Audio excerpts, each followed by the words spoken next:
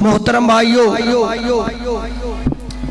فتح الباری دے اندر علامہ حافظ ابن حجر الاسقلانی رحمت اللہ علیہ نے ایک واقعہ نقل کیتا ہے کہ سیدنا ابو بکر صدیق رضی اللہ تعالی عنہ رسول کریم صلی اللہ علیہ وسلم دے نال مکے تو مدینے دی طرف جا رہے نے۔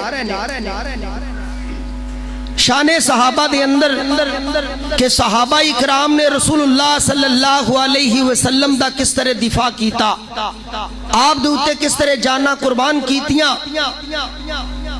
سیدنا ابو بکر صدیق رضی اللہ تعالی عنہ، سب کہہ دیو رضی اللہ تعالی عنہ، اللہ دے پاک پیغمبر علیہ السلام دے نال جا رہے نے۔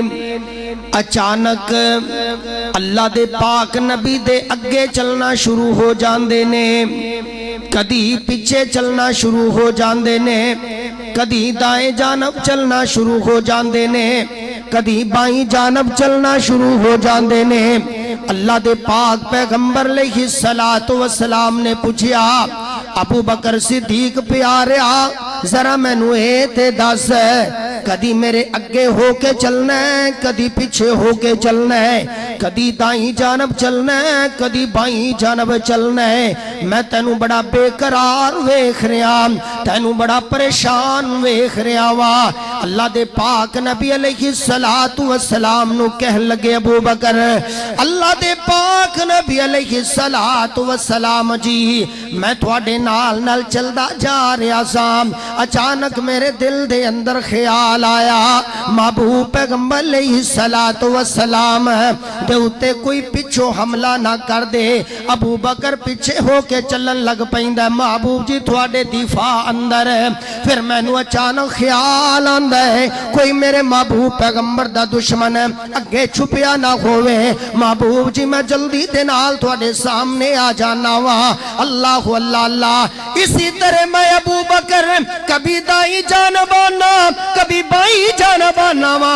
اللہ دے پاک نبی فرماندے نے، ابو بکر دا تے مطلب پھر اے ہویا تو چاہنا ہے کہ دشمن دا تیر چلے ابو بکر دے سینے وچ پیوست ہو جاوے، محمد کریم دی جان بچ جاوے۔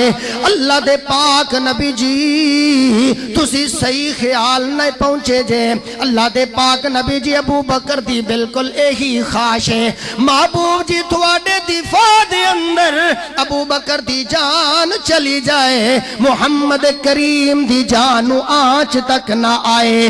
گلستان میں جا کے ہر گل کو دیکھا، گلستان میں جا کے ہر گل کو دیکھا، نہ تیری سی رنگت نہ تیری سی بو ہے، نکل جائے جہاں تیرے قدموں کے نیچے، یہی دل کی حسرت یہی آرزو ہے۔